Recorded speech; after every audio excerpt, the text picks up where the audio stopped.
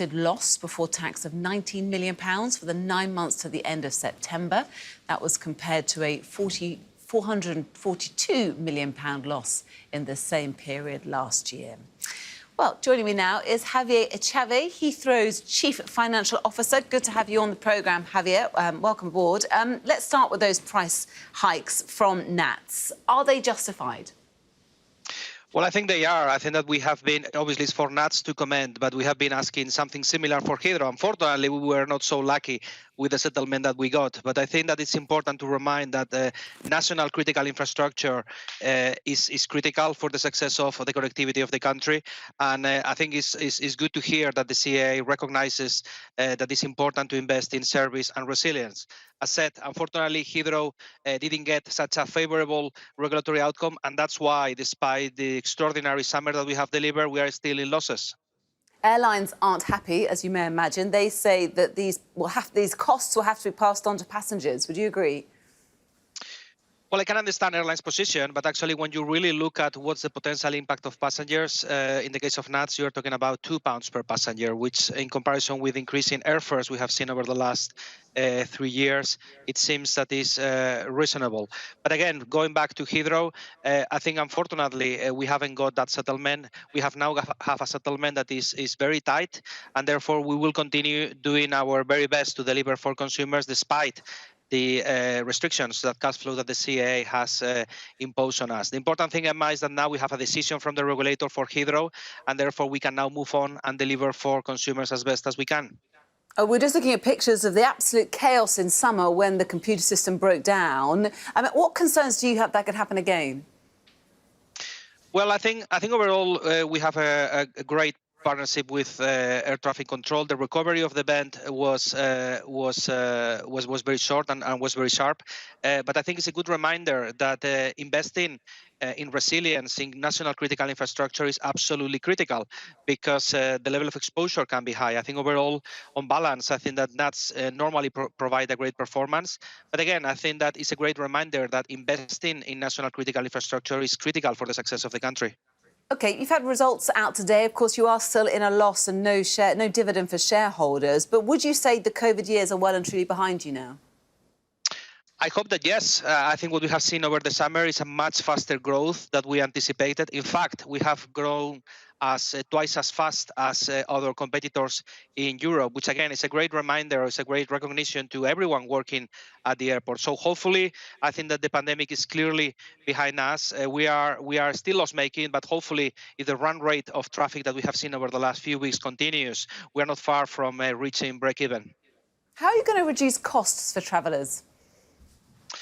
Well, I think we need to keep focusing on delivering service for outcomes in a more efficient way. So we are investing in technology, we are investing in training to make sure that our people are delivering better for less cost. So I think that there's investing in the airport, and we have a huge, ambitious plan ahead of us of £4.5 billion of investment on passenger experience over this regulatory period.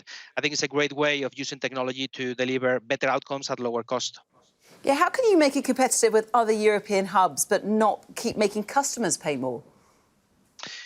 Well, I think on balance, when you look at the overall asset life of an airport like Heathrow over 20 years, passengers are paying less overall. I think that they are getting better service at lower cost.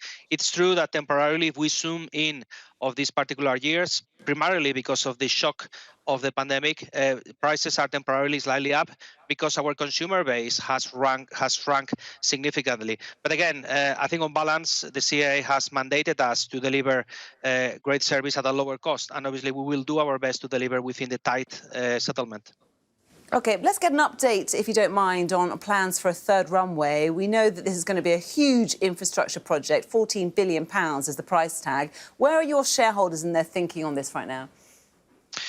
Well, we paused the expansion of the airport because of the pandemic. Obviously, I think that the priority at the time was to recover our financial position and our delivery for passengers. I think we're almost there.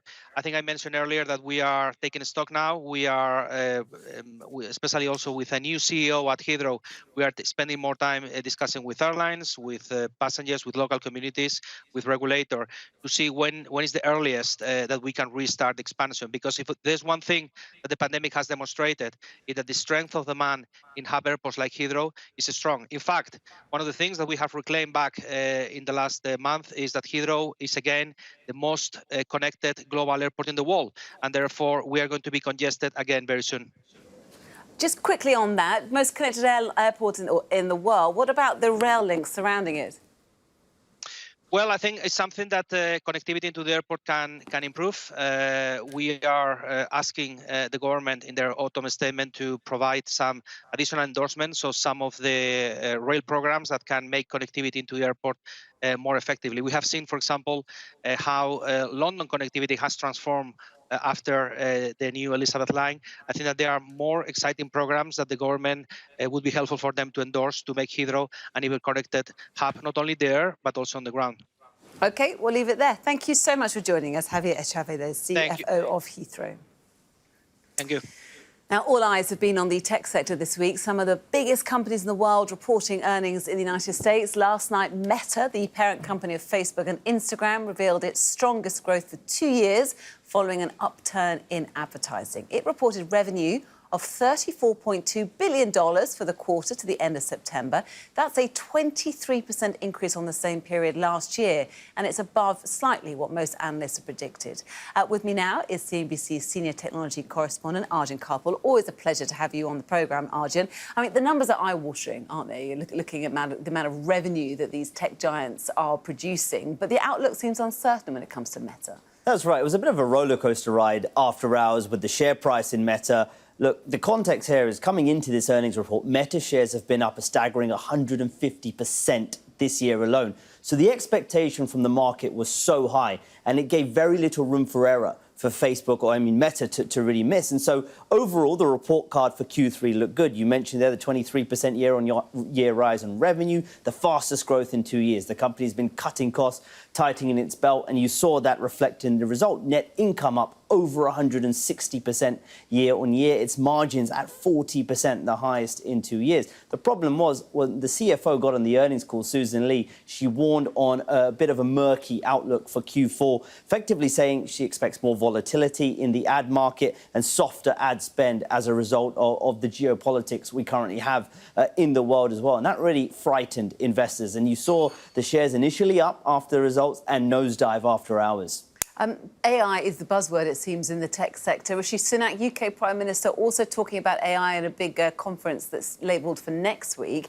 He wants to position the UK as being a leader in terms of security around AI. How does the UK compare to other countries on this? Yeah, well, look, you got the US and China. These are the two world leaders, really, in AI. You think about companies in the US, the likes of NVIDIA and Microsoft, Google and others. In China, the likes of Alibaba, Tencent and Baidu. And the UK is really trying to find its place in this world. And the UK doesn't have some of these giant AI companies like the US and China has. What it does have is pretty strong universities and labs that are doing it. Where the UK struggled is really in commercializing that AI technology. And so what Rishi Sunak is saying is that we believe in the innovation that AI brings, but actually there's a lot of risks surrounded that. His speech today, he was talking about some of those risks, warning AI could be used in things like by criminals or to build weapons. And he says these are big risks we need to tackle. And so he's convening leaders next week at Bletchley Park at the UK AI Summit to address those issues. And yet he said he's talking to China, which is that in great contrast to the policy we've seen from the United States, which are now banning exports of advanced AI chips? Yeah, so the Prime Minister's view is that, well, how can we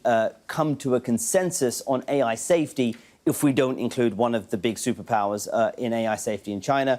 He said that we have invited China. It's unclear if they're going to turn up at all. Interestingly, in the Chinese market, they've been quite advanced on regulation of AI. Over the past year and a half, there's been a number of laws come in aiming to tackle some of the risks that come with AI, such as the generative AI we've seen with applications like ChatGPT and things like that. And so it would be, I guess, in the world's interest to get China on board. Whether that happens or not, given the tensions that continue to remain between the US and China, remains to be seen. Arjun, we'll see you again soon. For now, thank you very much. Arjun Karpal there, CNBC's senior technology correspondent.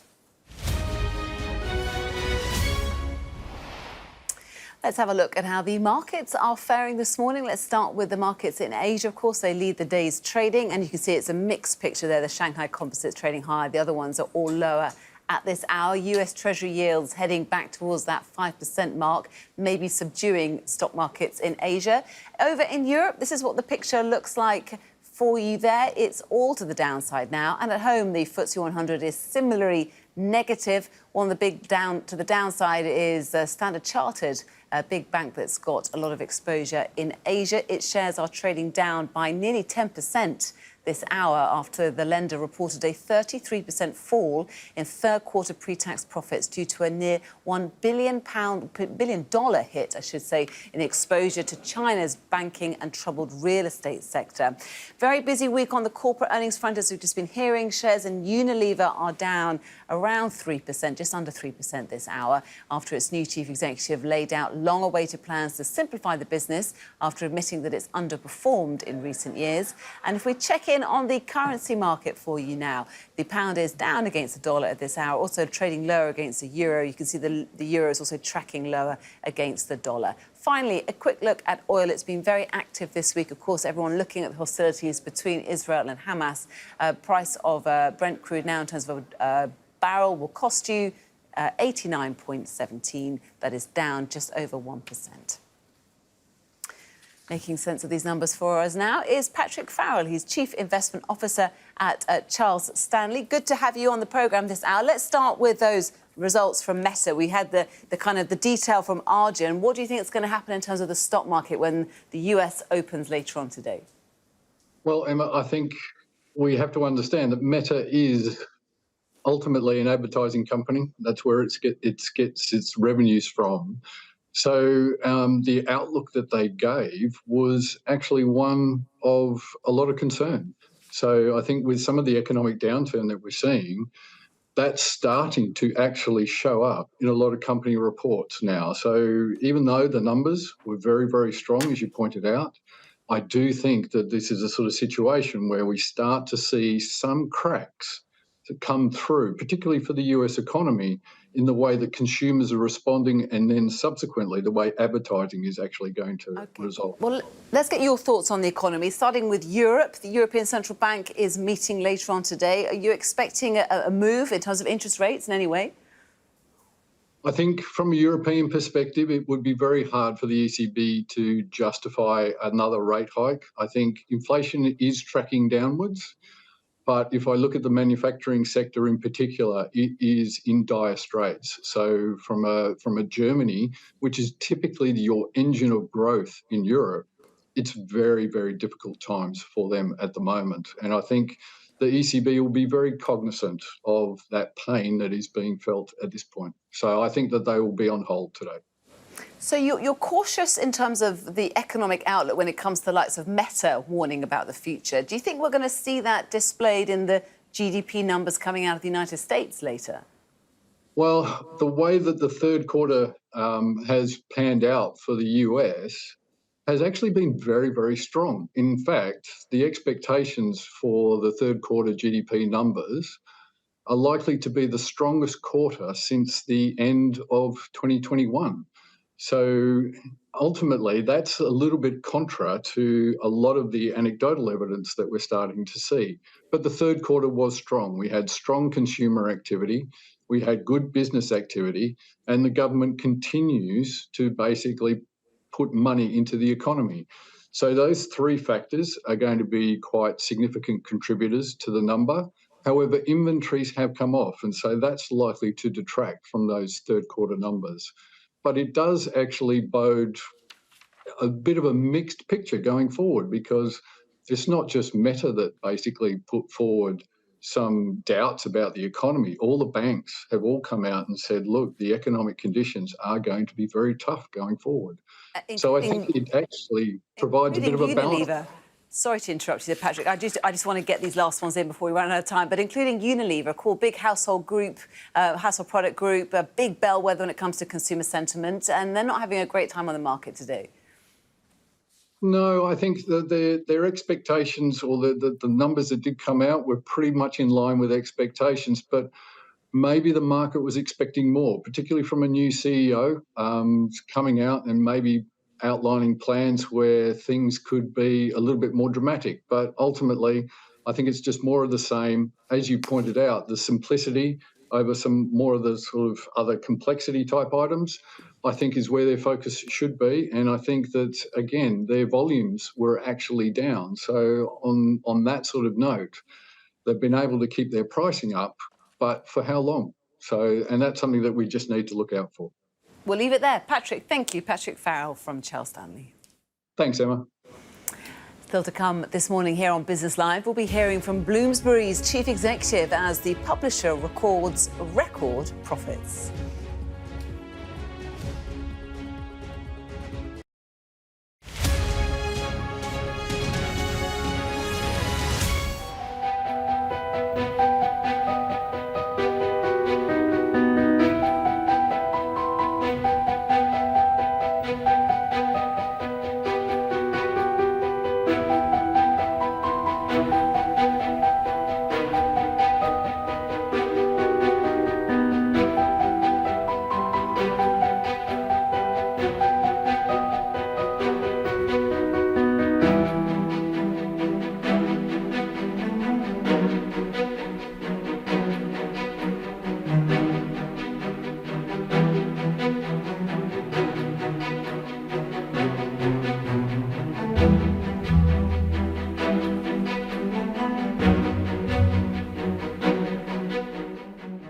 I'm Mark Stone and I'm Sky's correspondent based here in Washington, D.C. Well, the plan seems to be to head to the police station where the policeman who fired the shots was based. And everything, his memories is all gone. I've witnessed the remarkable passion for politics here, but the anger too. We have to get Trump out of the White House. I'm playing devil's advocate. You got your political agenda. No, it's honestly... God love you. And beyond the United States, I report from around the world. This is a town that is effectively encircled by the Russians. We take you to the heart of stories that shape our planet. I can hear now quite a few explosions in the distance here in Jerusalem. What do you think of ISIS? Everybody here, they know the truth of ISIS.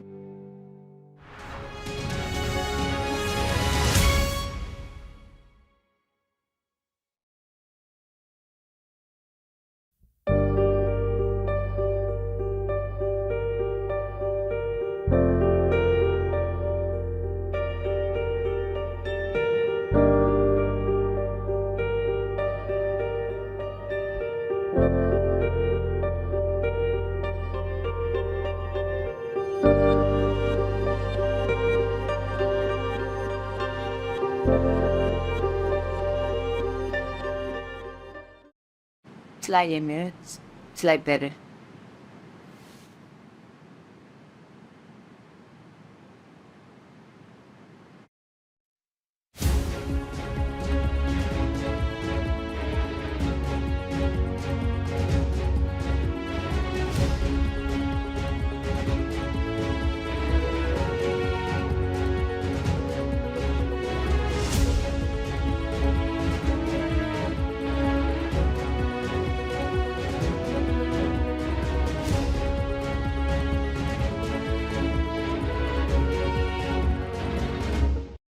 Fly Emirates, fly better.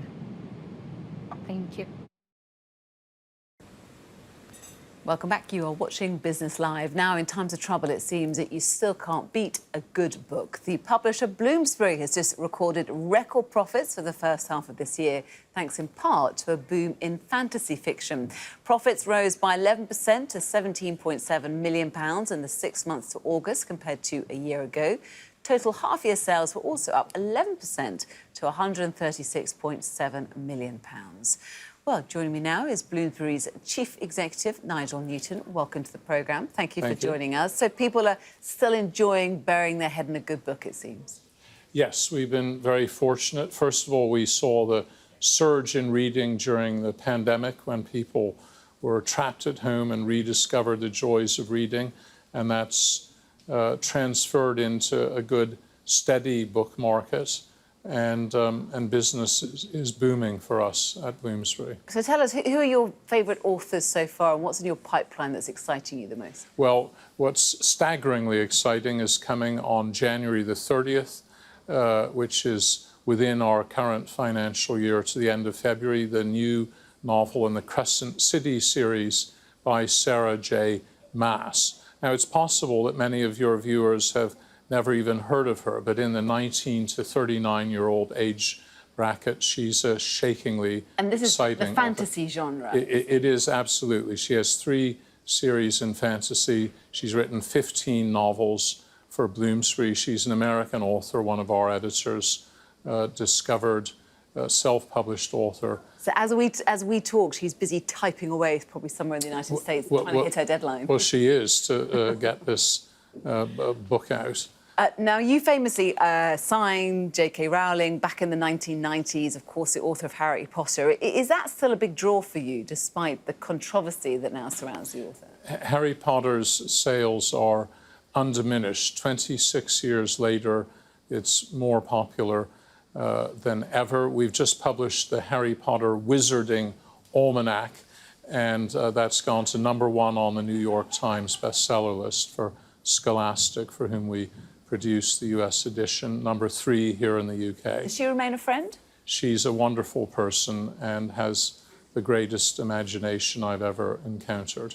I'd love to talk to you about AI. As you're here, Rishi Sunak, our Prime Minister, has been talking about how he wants the UK to be at the vanguard of AI. It's just basically the buzzword, isn't it, amongst the tech sector? But it poses real challenges for your industry. What are your concerns? Well, I think it's a tough one for governments and regulators to get right, because on the one hand, it represents the most existential threat to humanity, potentially, as pundits have said. On the other hand, it represents a huge opportunity to cut costs and automate back office functions. The key for us in the publishing industry is to not allow our authors' works to be trained upon by generative AI. These are unique copyrights that need to be paid for and not taken for free. So for the Prime Minister and his ministers to get this right is something that will require great subtlety. So who are you looking for to put that framework in place, and what conversations are you having, if any, right now?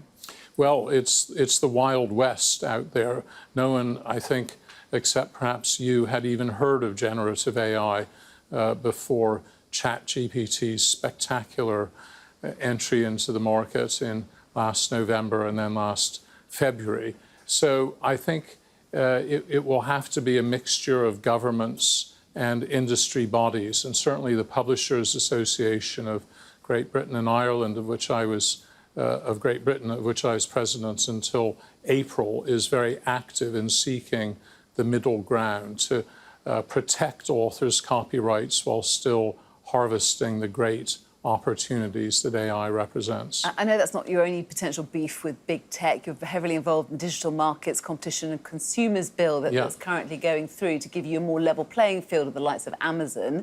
How's that going? Well done for remembering the full name of that. I wrote it down, that's complicated bill.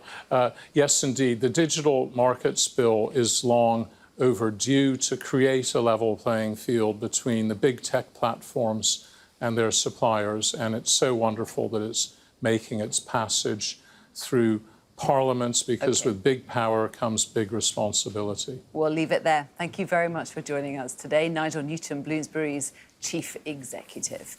Well, that's it from me for the moment. I'll be back, though, this afternoon with the afternoon edition of Business Live that's coming up at 4:30 this afternoon. For now, though, we'll bring you the very latest on the Gaza-Hamas incursion and conflict with Wilfred Frost that's coming up at 12 o'clock here on Sky News. We'll see you shortly.